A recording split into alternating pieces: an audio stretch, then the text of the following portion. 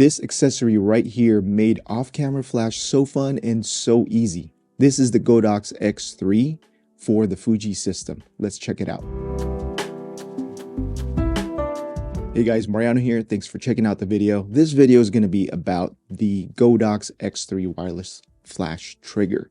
So I've been using this wireless flash system with my Sony system. So once I saw that this was available, I got it, I think the next day. So the day or the morning that I got this product delivered to me, there happened to be an event, a photo event happening in my area. It was hosted by the Fresno Camera Club and my local camera shop, Horn Photo. And I thought, you know what? It came right on time. You know, I had about an hour to open the box and I thought, you know, I really want to practice this. There's no better place to practice than with a bunch of other photographers. It turned out to be really fun. There were a lot of photographers there.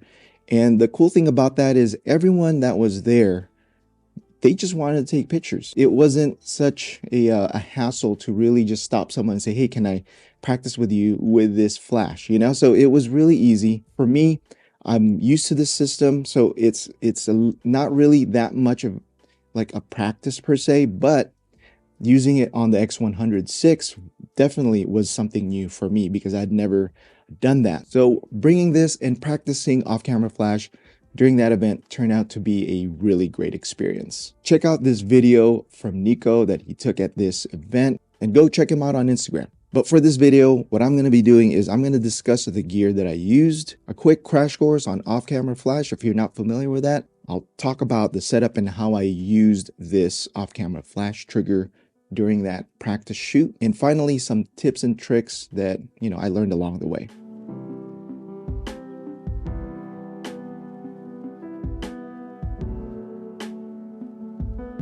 First, let's start with the gear that I used. Obviously, I brought my X100VI. Then the flash that I use is this Godox AD200. And then I mounted this to a stand. Let me show you the stand that I used. So here, I don't have that much room, but this is the flash stand that I used, the light stand. So at the end of it, it has an umbrella adapter where I can mount the flash and use an umbrella to diffuse it. I use these Arca Swiss just quick release plates at the bottom. That Arca Swiss quick release is really handy because I use that stand for continuous lights, for flash, for all of my lights basically. And wirelessly triggering that flash is what we're talking about here, is the Godox X3. This one in particular is for the Fuji system. You're going to need the specific wireless system for your flash because each company like Sony, Canon, Fuji, Nikon, they have different hot shoes. So you're going to need to use or purchase the one that, you know, that is for your camera. I have the Sony ones, like I said before. So I had to end up buying a Fuji one because I wanted to use it on my X100VI. This is the box for the X3. And obviously it came with this unit. Cool thing about this flash trigger, this wireless flash triggers, look how small it is. It's about the size of an Apple Watch.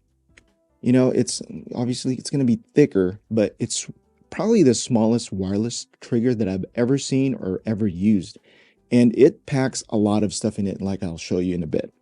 In the box, really quick, there's instruction manuals. There's a little case that comes along with the X3. You can put that in there if you want to protect it. There's also a USB-C cable, USB-A to USB-C. The reason for that is because if you'll notice on the X3 in the back side of it, there's a USB-C connector because it has internal battery. So that's how I think they obviously got to make it this small because of the internal battery. You don't need AAA batteries. You don't need AA batteries. It's internal. That's a super handy feature because I can charge it, you know, just plug it in. If I have a battery pack, I can charge this. So I don't have to be fumbling around looking for batteries. So the way that this mounts, it might be obvious to you, but it mounts on the hot shoe of the X100.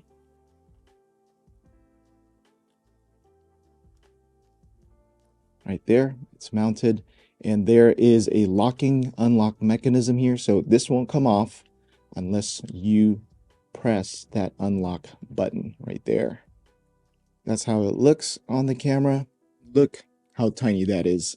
It barely adds any bulk. Just right there, I'm sold already. Before we get into all the details, I want to go over a quick off-camera crash course, if you will. If you're well-versed on off-camera flash, you can skip this and go directly to this timestamp. But if you're new to off-camera flash, I just want to give you a quick primer or just a crash course.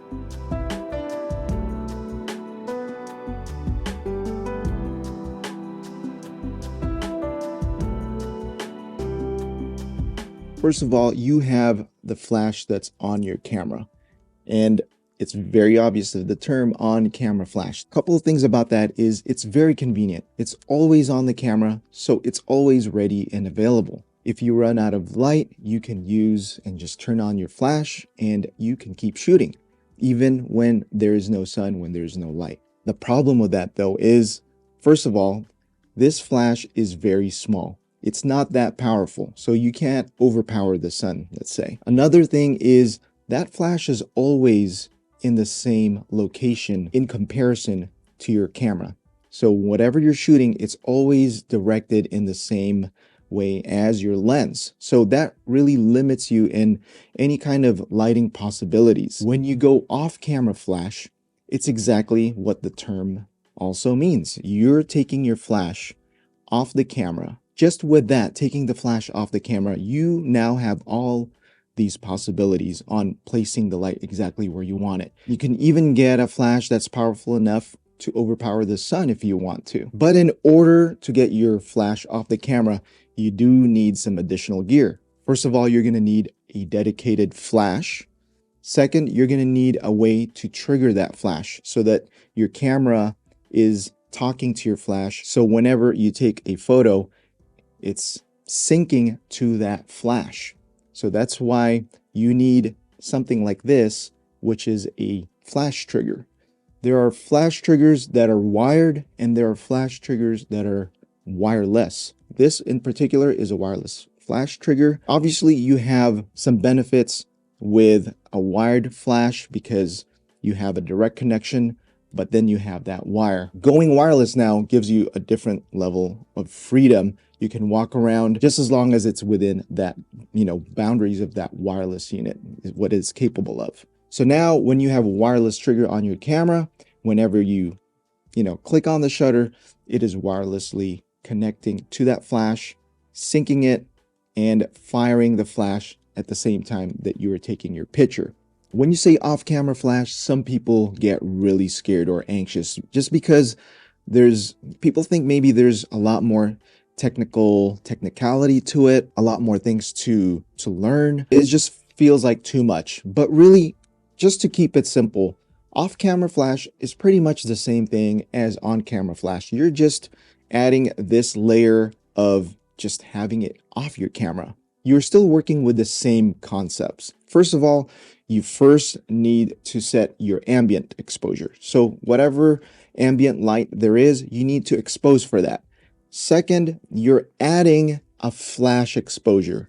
That's really the only thing that you're doing is you're adding a second exposure and you're combining your ambient exposure and your flash exposure. Those are the two main concepts that you are trying to juggle and you're trying to balance as you're using your flash, either on camera or off camera. If you want a more in-depth video about flash in itself, specifically off-camera flash, let me know in the comments and I'll see what I can do. So now let's get into the setup. I want to show you how exactly I set up my camera. First thing you want to do, obviously, is correctly mount your wireless trigger on top of the camera.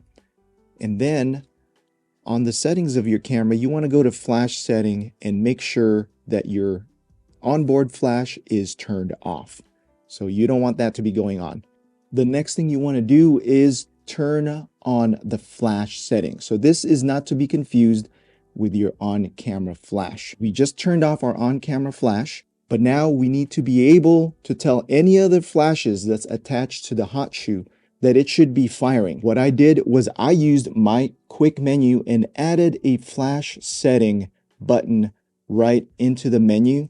Right now you can see that it says no flash. So if I have that setting off, it won't fire any flashes that's attached to my hot shoe. So what I need to do is turn that setting to on. And what that does is it lets anything that's on the hot shoe communicate with the flash system. So that's very important. Turn off your on-camera flash and turn on your hot shoe flash. The next thing to note is that on the trigger itself, I'm going to be controlling my flash manually. So I'm not using TTL, which is like an auto exposure thing. I'm using manual flash because I want to tell the flash at exactly what power to fire. For me, especially if you're a beginner, this is the easiest way to learn flash. You want to eliminate as many variables as possible. You don't want the camera or the flash to be doing its own thing. You kind of want to give it the instructions on what to do. So now that my camera is communicating to the hot shoe, I have my flash on. You can see that if I take a picture, it will fire. The next thing is my camera settings. So the cool thing about what makes this easy is I still shoot the same way I would shoot without a flash. I shoot an aperture priority. That means auto ISO, auto shutter speed, and the only thing that I'm controlling is my aperture. After I pick my aperture, let's say 2.8, I'll go ahead and set it to 2.8. Really, the only thing I need to do with my camera is set my ambient exposure using my exposure compensation. And for my needs, I use this front dial right here as my exposure compensation. After I set my ambient exposure, all I need to do really is set my flash exposure. I'll take a test shot, then I look at the picture and I can see exactly what the flash did. And if I want higher power on the flash or a lower power, I can do that and adjust it. And then I just take the next shot. So that makes it super simple and easy. Really, the only thing, like I said, that I'm controlling and fiddling around with is my ambient exposure using the compensation dial. And then I'll use my flash exposure and kind of play around with that. The next thing is how I used the flash. Like I said earlier, I had this on a light stand and I had an umbrella, which softens up the light. This is probably the first step that I take whenever I'm going to take the picture. The first thing I do is I set up where I want my flash to be. After putting the light or the flash exactly where I want it to be, I then step back and kind of compose just how I normally would. I compose the image, making sure the flash is not in the picture itself. From there, I kind of play around with my composition, set my ambient exposure using my exposure compensation, and then I take a test shot. After that, I play around with the exposure or the power of the flash. It's a balancing act, getting the ambient to where I want it, and then the flash to where I want that. A lot of people like to use manual exposure on their camera in tandem with manual exposure on the flash itself. And that is totally a good way to go as well, because you'll have more control. The way I did it though is, for me, I felt like it was just a faster way of shooting in the environment that I was shooting at. This event was a photo walk, so we were moving around in direct sunlight. We were getting into shades. Sometimes we'll be under an awning. So the environment was changing frequently. That's why I wanted to use aperture priority, because it would allow me to be faster and it would allow me to basically concentrate mainly on my flash placement and just getting the flash exposure the way I want it. You can do that a couple different ways. You can use the touch screen to go up and down in power. You can also use this dial here. Just select the flash that you want, press down on it, and then now you can go up and down in flash power. The last thing I want to talk about is a few tips and tricks that I just learned along the way as I was practicing. First thing you want to do is you want to consider the ambient light, the ambient exposure, whatever light, is there already, the existing light. There are a few ways to use the light that's already existing. You can use the sun as what's called a kicker, and then the flash will be your key light or your main light. So you can see from these samples, I used the sun as the kicker or the backlight to the subject. Then I lit the subject with the flash as the main key light. Another way you can use the ambient light is you can go into the shade so you're not fighting with the sunlight, with direct sunlight. And then you can slightly underexposed, so that way when you use your flash, and that will be the main light that is exposing your subject. When you're in the shade, you will notice that your lighting is a bit flat. So what you can do is introduce your flash as your key light and shape your subject. Another way that you can use your flash in combination with the ambient light is you can actually light it to how the sun is lighting the subject. So direct sunlight is lighting your subject, and then what you can do is introduce your flash as a way to soften that light so that it's not as harsh. What you're basically doing is you're softening that gradation of that light, let's say on your subject's face, you're softening it up with your flash. The next tip is to get the light as close as possible to the subject. You want to get it close enough to it's just off the frame. But the closer it is to the subject, the less power that it's using up. At the same time, you're not waiting as long in between flashes because it's recharging. So you want it to do the least amount of work as possible. So get it as close as you can to your subject without being in the frame. The next tip is about shutter speeds and the leaf shutter of the X100VI. When this is wide open at f2, you can go all the way up to 1/2000th of a second and still sync with the flash. That is really helpful when you're shooting outdoors, when you're shooting with the sun, because now you can dial down the exposure of your ambient a little bit more than you can with a regular DSLR or mirrorless camera with a regular shutter. If you stop down to f4.5, you can now sync up to the maximum of the shutter speed, which is 1/4000th of a second. So stopping down to f4.5 will allow you to get up to that level. Another cool tip is using the ND filter that's built in to the X100VI. Using the ND filter basically cuts down any light going into the sensor, and this gives you a little bit more flexibility with shooting wide open. If it's really bright, you can still shoot wide open or close to it, turn on your ND filter, and then you have a little bit more latitude with your flash, so it doesn't have to work as hard. Especially when you're out in the sun, in direct sunlight, it's super, super helpful. The last tip is just really getting used to a slower pace of shooting when you're working with flash. When you're working with flash, you're not just shooting, with ambient lighting, which is obvious. You're using a flash, and the flash needs to recycle before it can, flash again. So sometimes if you're at a higher power on your flash, that might take a second, that might take half a second. You're working at a slower pace. And when you're working with your subject, you need to know how to direct them, because sometimes if you shoot prematurely and the subject wasn't ready, then you're going to have to wait until the flash recycles again. So know how to work with your subject and how to direct your subject. Maybe you'll have to count down when you take a picture. Just a simple 3, 2, 1 click lets them know to be ready for your picture. So a little bit of a directing tip there. So that about does it for this video. If you want a more in-depth look at off-camera flash on the Fuji X100VI, let me know in the comments, or if you have any other additional tips, please add them to the comments below, and I'll see you in the next video. Peace.